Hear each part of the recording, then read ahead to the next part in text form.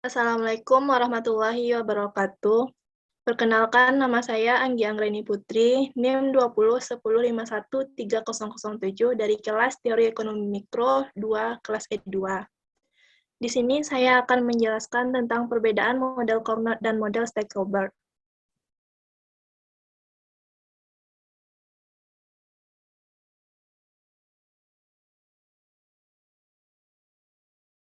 Yang pertama, model Carnot.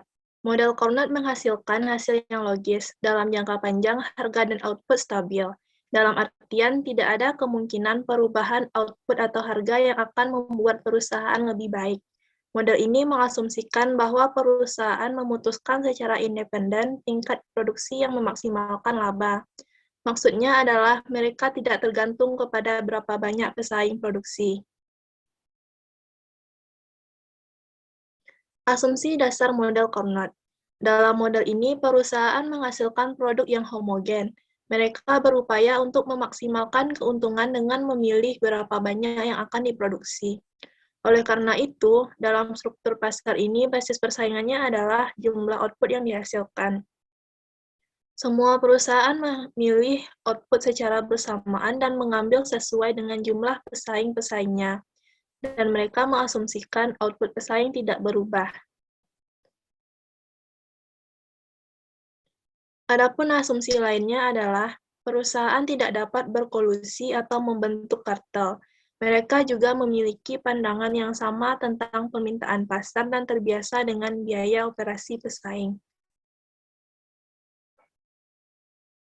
Contoh perhitungan dari model Carnot. Terdapat karakteristik dalam pasar yaitu sebagai berikut. 1. Permintaan pasar yang dihadapi adalah P sama dengan 30 dikurang Q. Kedua, Q sama dengan Q1 ditambah Q2. Ketiga, MC1 sama dengan MC2 sama dengan 0. Gunakanlah model Carnot untuk menentukan harga dan kuantitas keseimbangan serta pendapatan masing-masing perusahaan. Penyelesaiannya, P sama dengan 30 dikurang Q menjadi P sama dengan 30 dikurang Q1 ditambah Q2. Yang pertama, perusahaan 1. MR1 sama dengan 30 dikurang Q2 dikurang 2Q1.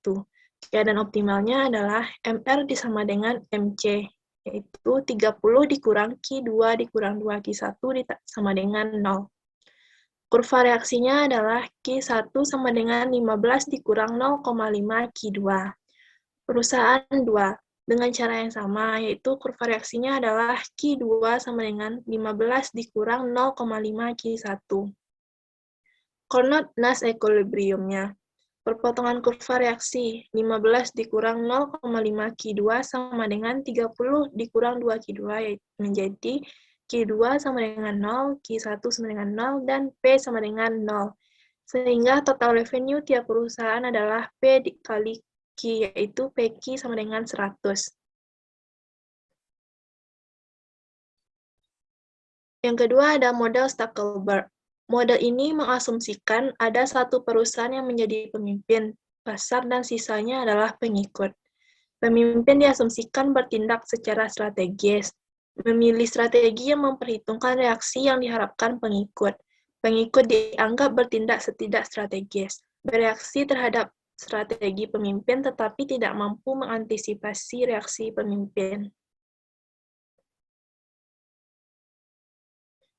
Jika model Carnot mengasumsikan bahwa menentukan output dilakukan secara simultan atau dalam waktu yang bersamaan, maka model Stackelberg mengasumsikan bahwa menentukan output dilakukan secara berurutan. Pemimpin atau perusahaan dominan akan menentukan tingkat output yang memaksimalkan keuntungannya. Harga ditentukan dari kurva permintaan untuk produknya. Kemudian, masing-masing perusahaan pengikut menentukan jumlah berdasarkan jumlah yang diberikan harga pasar. Dengan demikian, dalam pasar ini, perusahaan dominan bertindak sebagai price maker dan pengikut bertindak sebagai price taker. Contoh dari Stackelberg. Terdapat karakteristik dalam pasar yaitu sebagai berikut. 1. Permintaan pasar yang dihadapi adalah P sama dengan 30 dikurang Q. Kedua, Q sama dengan Q1 ditambah Q2. Ketiga, MC1 sama dengan MC2 sama dengan 0. Perusahaan 1 menentukan jumlah output terlebih dahulu, kemudian diikuti perusahaan 2. Maka tentukanlah Stackelberg equilibrium-nya.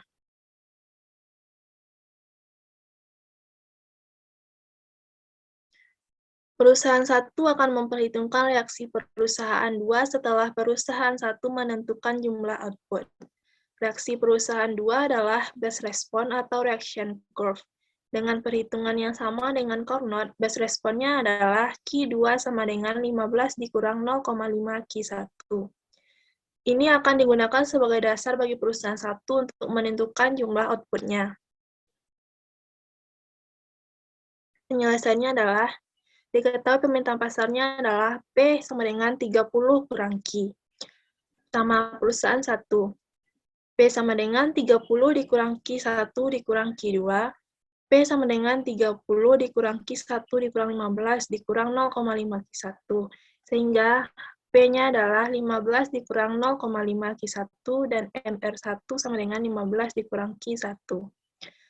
Kondisi optimalnya adalah MR1 sama dengan MC.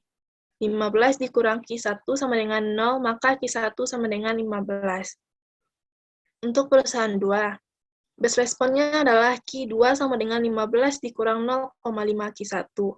Karena Q2 telah digunakan dalam menentukan strategi yang pertama, maka Q2-nya adalah 7,5.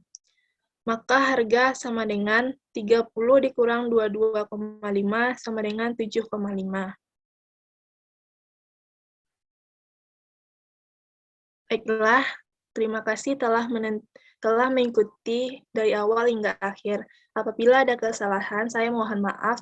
Assalamualaikum warahmatullahi wabarakatuh.